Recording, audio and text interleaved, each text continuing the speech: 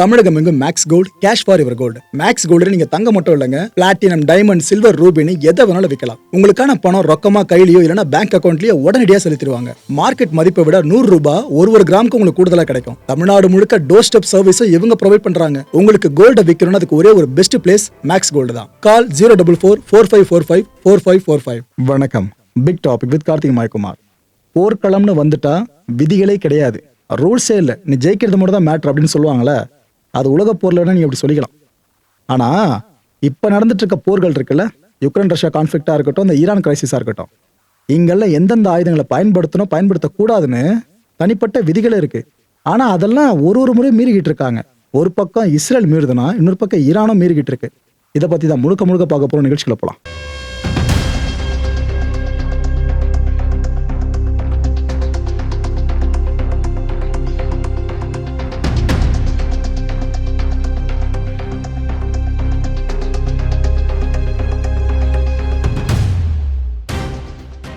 Iran இப்போ ஒரு ஷாக்கிங்கான நம்பரை வெளியிட்டிருக்காங்க.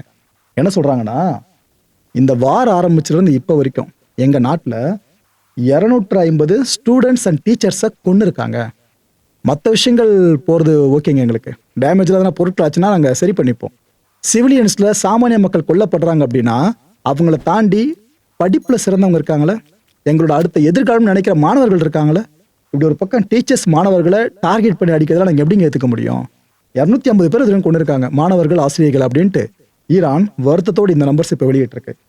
இன்னொரு பக்கம் இஸ்ஃபகான் பகுதி இருக்குல்ல ஈரான்ல, அங்க 15 பேர் அரெஸ்ட் பண்ணியிருக்காங்க. ஒரு பக்கம் ஈரான் வார சந்திச்சுக்கிட்டு இருக்கு, இன்னொரு பக்கம் அரெஸ்ட் படல வேற போய்கிட்டு இருக்கு. என்ன குற்றச்சாட்டு தெரியுமா? இவங்க இங்கிருந்து சில சென்சிட்டிவான இன்ஃபர்மேஷன்ஸை வெளிநாடுகளுக்கு அனுப்புறாங்க.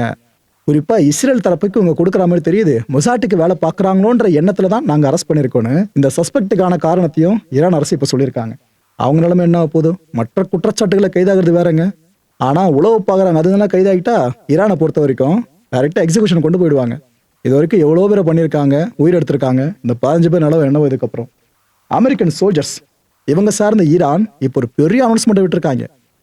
மிடில் ஈஸ்ட் ஹோட்டல்ஸ் முழுக்க அமெரிக்கன் சோல்ஜர்ஸ் நிரம்பி இருக்காங்கன்னு எங்களுக்கு தெரிய வந்திருக்கு. ஸோ நாங்கள் மிடில் ஈஸ்ட்ல இருக்கிற ஹோட்டல்ஸையும் டார்கெட் லிஸ்ட்டுக்குள்ள கொண்டு வருவோம்ட்டாங்க. நாம் இது முன்னாடி பேசியிருந்தோம், ஞாபகம் இருக்கா? அந்த விஷயத்தை இப்போ ஈரான் கன்ஃபார்ம் பண்ணியிருக்கு. உள்ளுக்குள்ளதான் இருக்காங்கன்னு நினைக்கிறோம், நாங்கள் அதையும் டார்கெட் பண்ணி அடிக்க வாய்ப்பு இருக்கிறதா அவங்களே சொல்லியிருக்காங்க.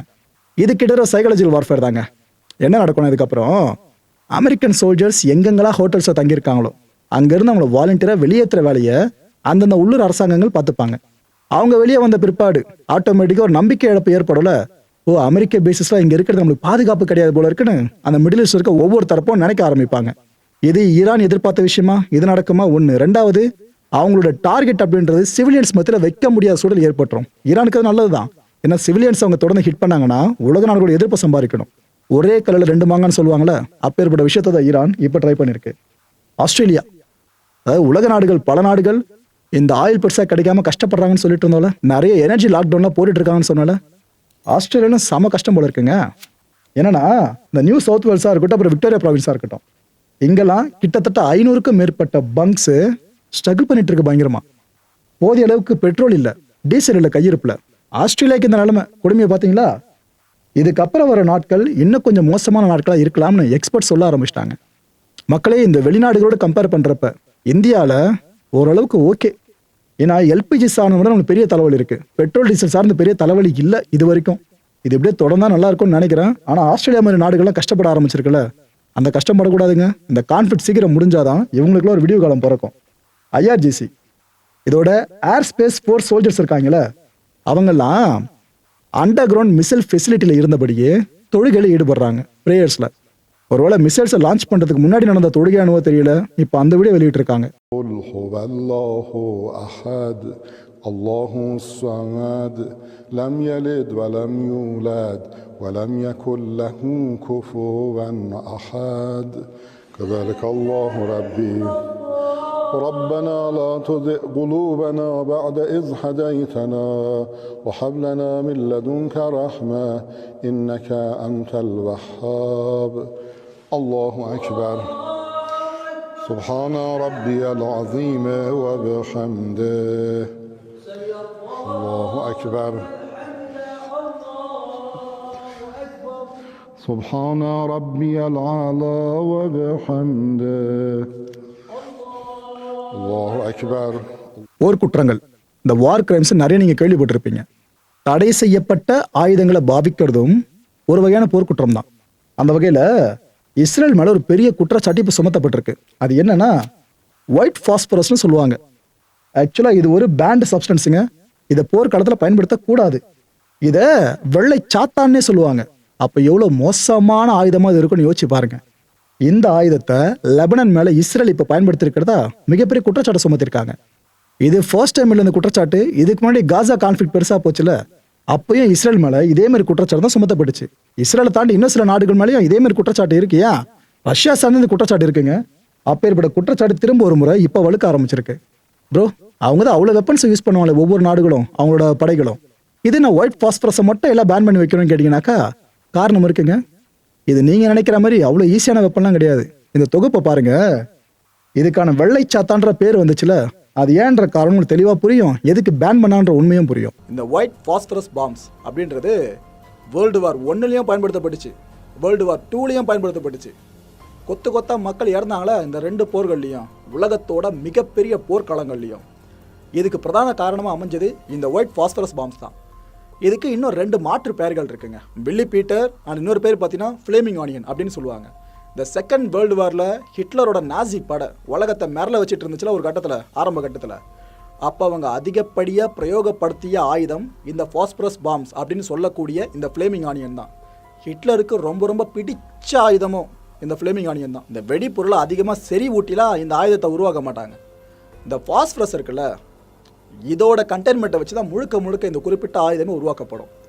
அதாவது இந்த ஆக்சிஜன் இருக்குல்லங்க, இதோடு எப்பப்பெல்லாம் இந்த பாஸ்பரஸ் பிணைப்பை ஏற்படுத்துதோ, இந்த ஆக்சிஜன் கூட எப்பப்பெல்லாம் இதோட டச்சு ஏற்படுதோ பட்டுன்னு பற்றிக்க ஆரம்பிக்கும். பெட்ரோல் டீசல்லாம் எரியிறது என்ன வேகம், இது அந்தளவுலாம் எடுத்துக்காதுங்க, டைமு பட்டுன்னு முடிஞ்சிடும். இது ஏற்படுத்துகிற அந்த வெப்ப தாக்கம் இருக்குல்ல, அதில் எதிர்க்கிறக்கும் உடனே செத்துருவாங்க, அந்தளவு தாக்கத்தை ஏற்படுத்தும். கிட்டத்தட்ட 4800 டிகிரிஸ் ஃபாரன்ஹீட் வரைக்கும் இது வெப்பத்தை அடையும். இந்த பாஸ்பரஸ் பாம்ஸ் மனுஷனோட தோல் மேலே இம்பாக்டை ஏற்படுத்துது அப்படின்னா, இந்த துகள்கள் இருக்குல்லங்க, பாஸ்பரஸ் துகள்கள், இது மனுஷனோட உடம்புல உட்காருது அப்படின்னா, இந்த காற்று இருக்குல்ல, அது எப்போ நம்ம உடம்பு மேலே படுதோ அப்படியே எரிய ஆரம்பிச்சிடும். உங்களோட தோல் மேலே நீங்கள் இதுக்கு முன்னாடி ஃபேஸ் பண்ணாத எரிச்சல் உணர்வை நீங்கள் உணர்வீங்க. காற்றுல இம்பாக்ட் ஆகிறப்பலாம் இது எரிய எரிய எப்படி இருக்கு யோசிச்சு பாருங்க, உங்களோட ஒட்டுமொத்த உடம்பும் எரிய ஆரம்பிக்கும். இதனால் பல பேருக்கும் உறுப்புகள் செயலிழந்து போயிருக்கு. அதுவும் உட்புற உறுப்புகளை காட்டிலும் இந்த வெளிப்புற உறுப்புகள் இருக்குல்ல, அது அதிகப்படியாக செயலிழக்கும். வாழும்போதே நரகத்தில் வாழ்ந்துட்டு இருக்க ஃபீலை இந்த பாஸ்பரஸோட தாக்கம் உங்களுக்கு கொடுக்கும். நீ சொல்கிறதெல்லாம் சரிப்பா பாஸ்பரஸ் பாம்ஸை பற்றி, ஆனால் இப்போ வரைக்கும் பெரும்பாலான நாட்டு இராணுவ வீரர்கள் இந்த பாஸ்பரஸை பயன்படுத்திக்கிட்டு இருக்க, இன்னும் தடை செய்யப்படாமல் இருக்க. அப்போ இது போரில் பயன்படுத்தலாம் தானே அப்படின்னு கேட்கலாம் நீங்கள். சரியான கேள்வி தான். அதுக்கு ஒரு சின்ன விளக்கத்தை கொடுத்துறேங்க. என்ன மேட்ருனா, கெமிக்கல் வெப்பன்ஸ் கன்வென்ஷன் சொல்லுவாங்க. இதில் ஒரு பட்டியல் இருக்குது, எது எதெல்லாம் ரசாயன ஆயுதங்கள், கெமிக்கல் வெப்பன்ஸில் எது எது. ஏன்னா கெமிக்கல் வெப்பன்ஸை பயன்படுத்தவே கூடாது, எந்த ஒரு சண்டையிலையும் பயன்படுத்தினா அது போர் குற்றம். அப்பேற்பட்ட இந்த பட்டியலுக்குள்ள பாஸ்பரஸ் பாம்ஸ் கிடையாதுங்க, இது உண்மைதான். எதுக்காக அப்படின்னு பார்த்தீங்கன்னா, இப்போ வரைக்கும் பெரும்பாலான நாட்டு இராணுவ வீரர்கள் இந்த பாஸ்பரஸை பயன்படுத்துவாங்க. அதாவது வெள்ளையா அடர்த்தியாக புகை வெளியே கிளம்பி வரும். இப்போ எதிர்த்தரப்பில் ஒரு எதிரிகள் வராங்க அப்படின்னா நாம் அவங்கள திசை திருப்பறதுக்கு இது போல் பாஸ்பரஸை தூக்கி போட்டால் போதும். இது வெள்ளையை அடர்த்தியாக புகையை ஏற்படுத்தி சுற்றி என்னென்ன நடந்துட்டு இருக்குன்னு தெரியாத ஒரு பிம்பத்தை அந்த எதிராளி கொடுத்துரும். நாம் ஈஸியாக எஸ்கேப் ஆகிடலாம். அது மட்டும் இல்லை, டார்கெட்டை கரெக்டாக ஃபிக்ஸ் பண்ணுறதுக்கு கூட இந்த பாஸ்பரஸை பயன்படுத்துவாங்க. இப்போ வரைக்கும் பயன்படுத்திக்கிட்டு இருக்காங்க. இது மாதிரியான விஷயங்களுக்கு பயன்படுத்திக்கலாம், தடை கிடையாது. ஆனால் இந்த பாஸ்பரஸை அப்படியே மனுஷனுக்கு எதிராக பயன்படுத்தக்கூடாது, அதை தாக்குதலுக்கான ஒரு ஆயுதமாக மாற்றி அப்படி பயன்படுத்தினா அது போர் குற்றம், அது தடை செய்யப்பட்ட ஒரு விஷயம். இப்போ புரியுதாங்க? பாஸ்பரஸ் அப்படின்றத பயன்படுத்துகிற முறை ஒன்று இருக்குது. அந்த முறையிலிருந்து தவறுனா மட்டும்தான் அது போர் குற்றமாக கருதப்படும். இந்த பாஸ்பரஸ் பாம் சார்ந்து எந்தெந்த நாடுகள் மேலாம் குற்றச்சாட்டு எழும்புச்சு கடந்த காலங்களில், அதை பற்றி இப்போ ஃபுல்லாக பார்த்துடலாம். அமெரிக்கா மேலே பல தடவை குற்றச்சாட்டு எழும்புச்சுன்னு சொன்ன பார்த்தீங்களா, அதில் 2 குற்றச்சாட்டுகள் முக்கியமானதாக பார்க்கப்பட்டு இருக்கு இப்போ வரைக்கும். ஏன்னா உயிரிழப்புகள் அந்தளவு இருந்துச்சு. இந்த ஈராக்கில் அமெரிக்க படை உள்ள நுழைஞ்சது இல்லைங்க, அந்த டைமில் ஐ திங்க் 2004 நினைக்கிறேன், அந்த டைமில் அமெரிக்க ராணுவ வீரர்கள் இந்த பாஸ்பரஸ் பாம்ஸை பயன்படுத்தியிருக்காங்களாம் மனுஷங்களோட உயிரெடுக்கிறதுக்கு. ஓகேவா? இதை தொடர்ந்து 2017 பார்த்தீங்கன்னா இந்த சிரியாவோட ரக்கா அப்படின்ற நகர் இருக்குல்லங்க, அந்த நகரத்துக்குள்ளே அமெரிக்க ராணுவம் களமிறங்குது. அந்த உள்ளூரில் இப்போ ஐஎஸ்ஐஎஸோட அட்டகாசம் அதிகமாக இருந்துச்சு. இவங்களை எதிர்த்து தான் அமெரிக்க ராணுவர்கள் உள்ளே போயிருந்தாங்க. அமெரிக்க ராணுவம் பயன்படுத்தின பாம்ஸ் தான் இந்த பாஸ்பரஸ் பாம்ஸ்னு சொல்லப்படுது.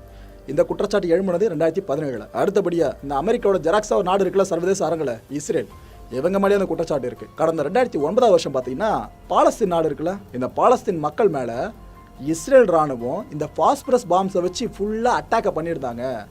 அமெரிக்காவோட பாணியை அப்படியே ஃபாலோ பண்ணி தான் இஸ்ரேலை இந்த ஒரு ஆயுத தாக்குதலை முன்னெடுத்தாங்க. நல்ல விஷயங்களை ஒரு நாடை ஃபாலோ பண்ணலாம், ஆனால் இது போல் தடை செய்யப்பட்ட ஒரு விஷயத்தை ஒரு பெரிய நாடு பண்ணுது, அந்த நாட்டை அப்படியே காப்பி அடித்த மாதிரி இஸ்ரேலும் பண்ணுறதை ஏற்றுக்க முடியாத ஒரு விஷயம்னு அந்த டைமில் பெருசாக அந்த குற்றச்சாட்டு பேசப்பட்டுச்சு. அமெரிக்கா, இஸ்ரேல், அடுத்தபடியாக வந்தீங்கன்னா ரஷ்யா மேலே இப்போ தான் அந்த குற்றச்சாட்டு எழும்புதுன்னு நினைக்காதீங்க. இந்த யுக்ரைன் கான்ஃப்ளிக்டில் இதுக்கு முன்னாடியே எழும்பியிருக்கு. அதுவும் கடைசியாக ரஷ்யா மேலே குற்றச்சாட்டு எப்போ முன்வைக்கப்படுச்சுன்னு பார்த்தீங்கன்னா 2005 வருஷம். இந்த சிரியாவோட அலப்போ பகுதி இருக்குது பார்த்தீங்களா, இந்த பகுதிக்குள்ளே ரஷ்ய ராணுவம் போகுது. அங்கே அவங்க எதிர்த்தரப்பு மேலே இந்த பாஸ்பரஸ் பாம்ஸை பயன்படுத்தியிருக்காங்க. இந்த பாஸ்பரஸ் பாம்ஸ் பிரயோகம் சார்ந்து இவ்வளோ குற்றச்சாட்டுகள் இத்தனை நாடுகள் மேலே இருக்கு. ஒயிட் பாஸ்பரஸ் வெப்பனை பற்றி கேட்கும் போதே கொலை நடங்குதுல்ல. ஓகே, இந்த ஈரான் கிளஸ்டர் பாம்ஸ் இருக்குல்ல, இதை பயன்படுத்துகிறாங்க இஸ்ரேல் மேலே. இஸ்ரேல் இந்த ஒயிட் பாஸ்பரஸை பயன்படுத்துறது குற்றம்னா, ஈரான் இந்த கொத்து குண்டுகளை பாவிக்கிறாங்களா இஸ்ரேல் மேலே, இதுவும் குற்றம் தான். சிவிலியன்ஸ் உயிரை எடுக்கிறதுல எந்த நாடு பண்ணா தப்பு, அந்த நாடு பண்ணா சரின்னா கிடையாதுங்க. சிவிலியன்ஸ் உயிரை டார்கெட் பண்ணாலே அது தப்பு தான், யாரு பண்ணாலும். ஈரானா இப்போ அந்த தப்பை பண்ணிட்டு இருக்குன்னு அர்த்தம், இஸ்ரேல் மாதிரியே.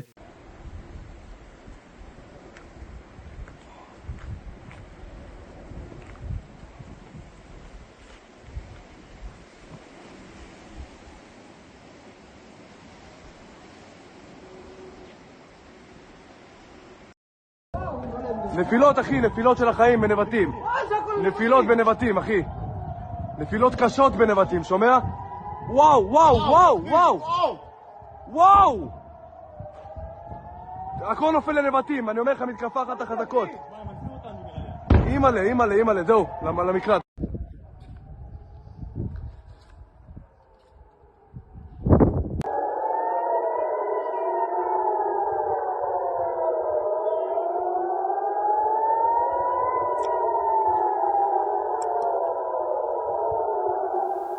இந்த வார் கான்ஃப்ளிக்ட்டுக்கு அடுத்தபடியாக இந்தியா சார்ந்த ஒரு அப்டேட்டை கொடுத்துட்றேன். பிரம்மோஸ், இந்த சூப்பர்சானிக் க்ரூஸ் மிசைல் இருக்குல்ல, இதை நம்ம ஆப்ரேஷன் சிந்து டைமில் பெருசாக பார்த்தோம். ஏன்னா பாகிஸ்தானுக்கு சில நிமிஷங்களில் பயத்தை விதைச்சது இந்த மிசைல் தான். இதோட ரேஞ்சான 450 கிலோமீட்டர்ஸ் இருக்குல்ல, இதை நம்ம எக்ஸ்பேண்ட் பண்ணா என்ன அப்படின்னு இந்திய ராணுவம் இப்போ நினைக்க ஆரம்பிச்சிருக்காங்க போல இருக்கு. இதோட விளைவு, இதோட ஸ்ட்ரைக்கிங் ரேஞ்சை 450 கிலோமீட்டர்ஸ்ல இருந்து 800 கிலோமீட்டர்ஸாக நம்ம மாற்றுவோம். அந்தளவுக்கு என்ஹான்ஸ் பண்ணப்பட்ட இந்த பிரம்மோஸ் மிசைல்ஸ் இருக்குல்ல, அதை வாங்குவோன்னு முடிவு பண்ணியிருக்காங்க. இந்த பேக்கேஜ்லேயே பார்த்தீங்கன்னா S-400 இருக்குல்ல, ஏர் டிஃபென்ஸ் சிஸ்டம், இது சார்ந்த அடுத்த கட்ட மூவியும் நம்ம இந்திய அரசு முன்வைக்க ஆரம்பிச்சிட்டாங்க. ஏன்னா உலகம் இப்போ போர் சூழலில் இருக்குது. இந்த வருஷம் நல்ல வருஷங்க. ஆரம்பித்த டே 1ல இருந்து இது வரைக்கும் போர் பத்திரத்தை தான் பார்த்துக்கிட்டு இருக்கோம். இப்போ நம்ம அதிகமாக பார்த்துட்டு இருக்கோம். ஸோ இந்திய அரசும் இப்போ விழிச்சிருக்காங்க. நாளை பின்ன நம்மளுக்கு தேவைப்படும் யோசிக்காம இப்போவே நம்ம ஆர்டர் பிளேஸ் பண்ணி வாங்குறது நல்லதுன்ற மாதிரி இந்த முடிவு எடுத்திருக்காங்க. மக்களை இந்த கான்டென்ட்டை பொறுத்தவரைக்கும் நாமெல்லாம் சிந்திக்க வேண்டியது ஒரு விஷயம் தான். இனிமே தங்கத்தில் முதலீடு, எண்ணெயில் முதலீடு, அதெல்லாம் விட ஆயுத தயாரிப்பு சார்ந்த முதலீடுகள் இருக்குல்ல, இதுதான் உச்சந்தோடம் போல இருக்கு ரிட்டர்ன்ஸில். அப்படி போயிட்டு இருக்க நிலைமை. உலகம் பதட்டத்திலேயே இருக்கிற வரைக்கும் ஆயுதங்களுக்கு மவுசு பெருசாகவே இருக்கும். அடுத்த நிகழ்ச்சி சந்திக்கலாம். நன்றி, வணக்கம். தமிழகம் எங்கும் Max gold, cash for your gold. Max gold நீங்க தங்க மட்டும் இல்லைங்க, பிளாட்டினம், டைமண்ட், சில்வர், ரூபினி எதை வேணாலும் விற்கலாம். உங்களுக்கான பணம் ரொக்கமா கையிலயோ இல்லைன்னா பேங்க் அக்கௌண்ட்லயோ உடனடியாக செலுத்திடுவாங்க. மார்க்கெட் மதிப்பை விட 100 ரூபாய் ஒரு கிராமுக்கு உங்களுக்கு கூடுதலாக கிடைக்கும். தமிழ்நாடு முழுக்க டோர் ஸ்டெப் சர்வீஸும் இவங்க ப்ரொவைட் பண்றாங்க. உங்களுக்கு கோல்டை விற்கணும்னு அதுக்கு ஒரே ஒரு பெஸ்ட் பிளேஸ் மேக்ஸ் கோல்டு தான். கால் 04445454545. என் அன்பார்ந்த மாயம் ஸ்டுடியோஸ் நேயர்களே, மாயம் பக்தின்னு ஆன்மீகத்துக்காக பிரத்யேகமா ஒரு சேனலை கொண்டு வந்திருக்கோம். மறக்காம சப்ஸ்கிரைப் பண்ணி அந்த சேனலுக்கு உங்களோட ஆதரவை மனப்பூர்வமாக தெரிவிங்க. வணக்கம் மாயம் ஸ்டுடியோஸ் நண்பர்களே. மாயம் ட்ரெண்ட்ஸ் அப்படின்ற ஒரு புதிய ஃபேஸ்புக் பேஜை ஓப்பன் பண்ணியிருக்கோம். நீங்கள் யூடியூப்ல பார்த்துட்டு இருக்கீங்களா நம்மளோட கான்டென்ட்ஸ்லாம், இதெல்லாம் விட ஒரு படி மேலே ரொம்ப கிறிஸ்பாகவும் ரொம்ப சூப்பராகவும் நிறைய கான்டென்ட்ஸ் உங்களுக்கு இந்த பேஜில் காத்துட்டு இருக்குங்க. ஸோ உடனடியாக ஃபேஸ்புக் பிளாட்ஃபார்ம் போங்க, மாயம் ட்ரெண்ட்ஸ்னு டைப் பண்ணி சர்ச் பண்ணி நம்ம பேஜை ஃபாலோ பண்ணுங்க. அப்படியே நம்ம சேனலையும் நீங்கள் சப்ஸ்கிரைப் பண்ணிட்டீங்க அப்படின்னா இன்னும் நிறைய புது கான்டென்ட்ஸை உங்களுக்காக ப்ரொடியூஸ் பண்ணி கொடுத்துக்கிட்டே இருப்பாங்க. நீங்கள் பண்ணுற ஒவ்வொரு சப்ஸ்கிரிப்ஷனும் எங்களுக்கு பெரிய மோட்டிவேஷனாக அமையும்.